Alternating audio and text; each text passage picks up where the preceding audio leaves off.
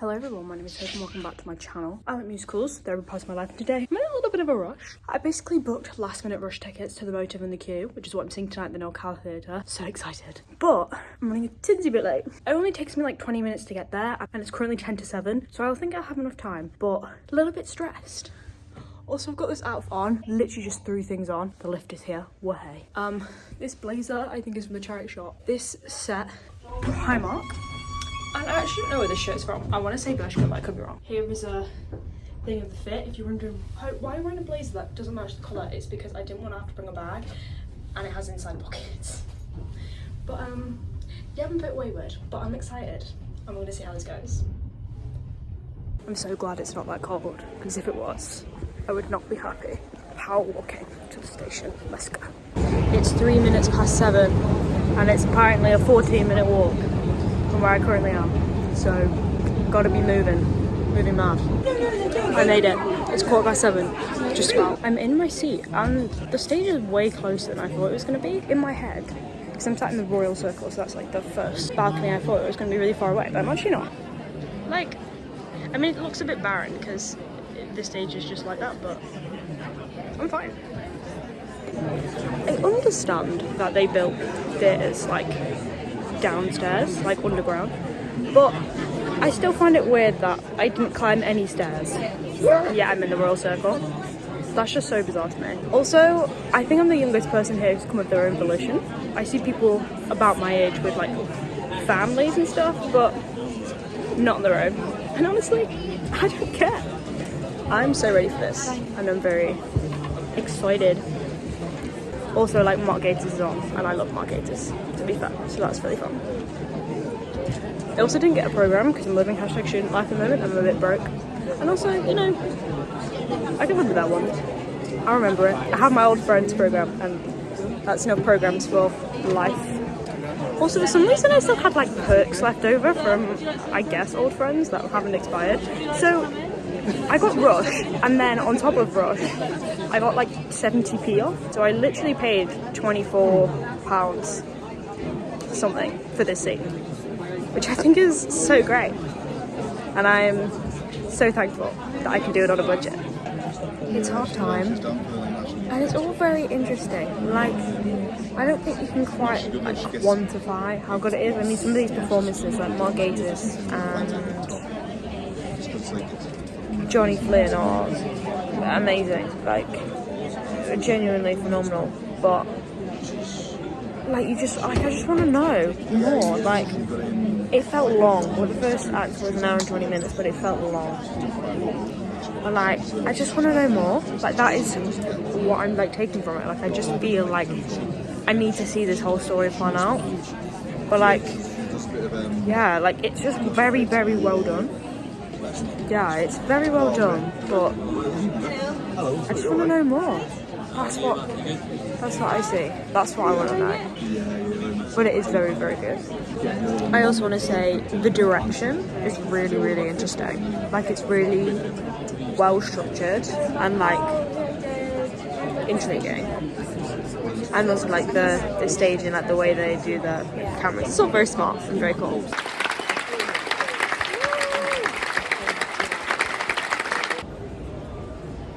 I don't know what to say. Like, I literally don't know what to say. Like, Act 2 was basically perfection. Like, I genuinely can't fault it. Like, what? It was just, I genuinely don't know what to say. Like, Act 1 I was like, I'm so interested to see where this is going. And it didn't actually go the way, like, I anticipated it to. But it was so perfect. Oh, there is police. Okay, I don't know which way I'm gonna go. I'm gonna go this way, away from the police. But yeah, I'm what? I'll talk them a bit more sane. Hello. So let's talk about The Motive and the Queue. So I didn't actually realise that the show is like closing in a few weeks, and I also didn't realise that it's transferred from the National from last year. Literally thought it was a new play it's not, shockingly. But I do just want to say, if you can catch it in the next, like, I think 2 weeks it had left of its run, which is crazy, go watch it. Because I think if you think you're gonna like it, you will. And I think there's a lot of interesting things going on, which I'm going to talk a little bit more about, but just as a thing, if you think you might want to go see it, go see it. I think there's a lot to talk about. So, for starters, Johnny Flynn and Mark Gatiss, top notch. Johnny Flynn especially, like, I've never heard of him before. I didn't really know anything about him, and I also didn't really know anything about Richard Burton, who was the real person that he was playing, but he just absorbed this character, and it was scary. Actually, it was quite scary because it just felt like someone completely different. And like I said, I don't know who he is as a real person, but I can guarantee he's most likely nothing like Richard Burton that he portrayed. Mark Gatiss was also just like amazing, as he is in everything. I caught him doing things like, I think Mark Gatiss is just a phenomenal actor in general, but what really sets him apart is like there's a lot of times when he's not the focus of the scene and he's just adding like small intricacies and like details into this portrayal, and it just makes it so much more real as a whole. I will also say the direction, the set, all the technical aspects of this were really, really interesting. I love a good technical rant, as people probably know at this point from all of my reviews. Just the structuring of the play and the way that it worked really well for what it was. Like, they had different screens, so some would just come down like a standard screen one, but there was one that came in like if the lens of a camera was closing, and it was like such a little thing, but it worked so well with like the vibe that they were going for. And I think personally Act 2 was perfection. Like, I thought Act 2 was a lot stronger than Act 1, and that's not me saying that Act 1 was bad, because it really wasn't. It was just that I think Act 2 settled into what it wanted to be, and it just worked so well.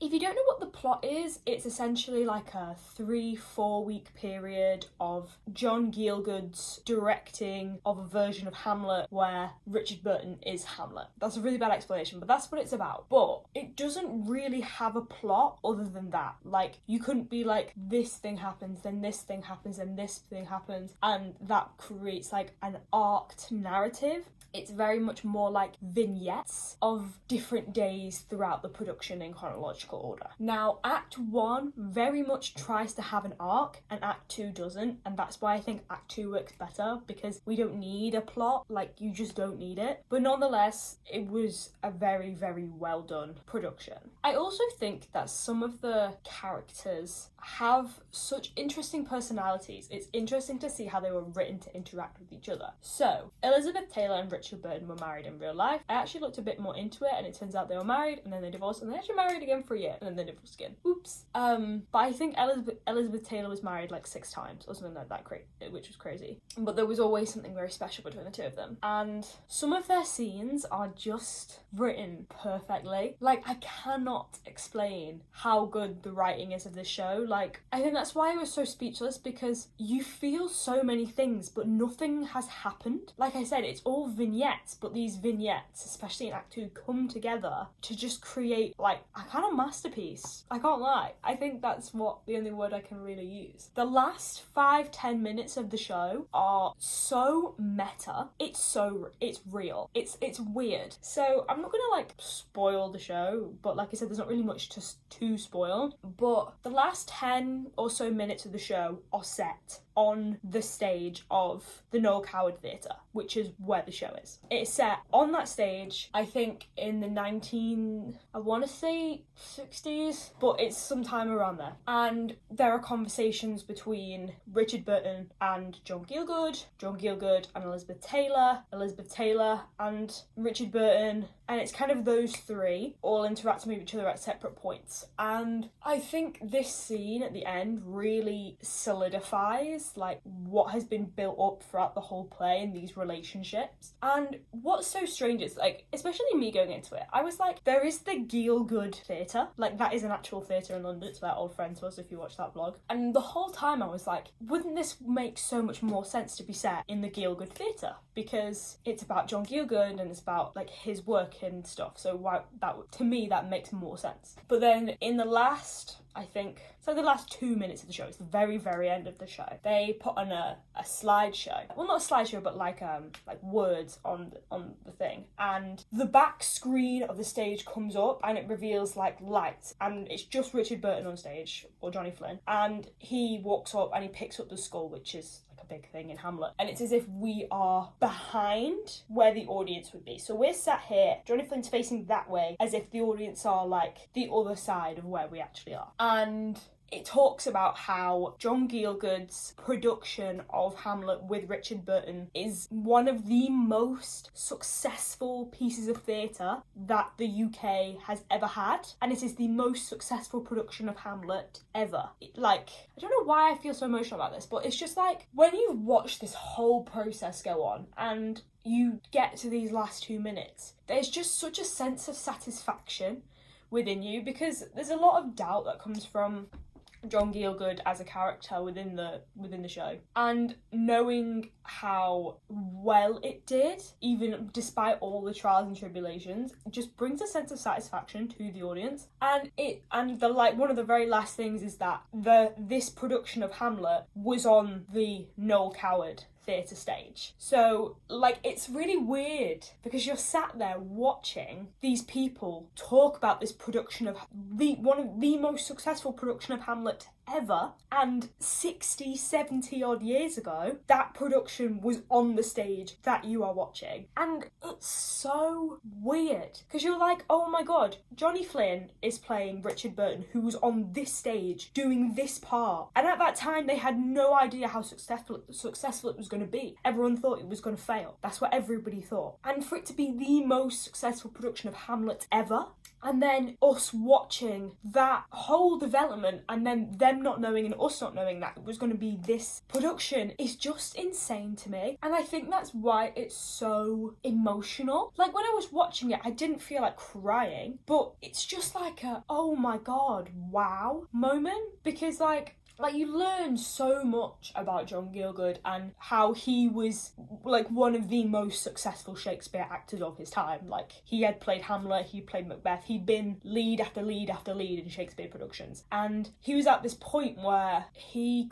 didn't know whether his directing was going to go well, because it had gone well in the past, but he was always known as an actor, and he was always pretty much known as, to himself and to a lot of other people, as second to, I want to say, Noel Coward, who obviously the theatre is named after. And so it's just such an emotional experience. Like, you don't feel emotional, but you just feel like integrated within this production. And I know I'm not really talking about the production itself, I'm just talking about the story, when there is not really a story. But I just feel like it needs to be talked about, because I think that's what makes this production so good. Like, yes, the cast was great, yes, the design was great, yes, the plot was great, but it was combining all those things together and literally just writing a story about something that no one knew was going to be so significant to theatre history, was what I think makes the show as good as it is. Like, those last 2 minutes, honestly, I think solidify how good this production is, which is why I'm so interested that it went to the National, because obviously it wasn't performed on the stage of the National, but I just thought that it was something that needed to be talked about. And like I said, if you are thinking about watching it, go and watch it, because like, I can spoil it all you want, but you don't get that like visceral experience unless you go and watch it. Like, you can know that it was like one of the most successful productions of Hamlet ever, and you're like, cool, whatever, but watching that and then having that payoff, especially as for me, like, I didn't know anything about this play or the story or the impact that it had, but getting told that after seeing all this doubt and hardship from this cast and then seeing it come to life, it's truly just something. Like,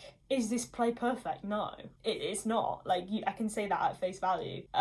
Like I said, I think Act 1 needs to remove the plot to make it like a perfect show, but who cares? Because the story that they're telling is worth telling, and I personally think that that's worth more than anything else. Like, this cast brought it to life, and the design team brought it to life. Like, I know I'm not being very, like, well-spoken, but that is all I can say. Like, this show, I feel like, is one that you need to experience for yourself in order to understand how important it is and how good it is. You can sit and talk about it all you want, but I don't think you'll get the same response as you will from actually watching it, especially live.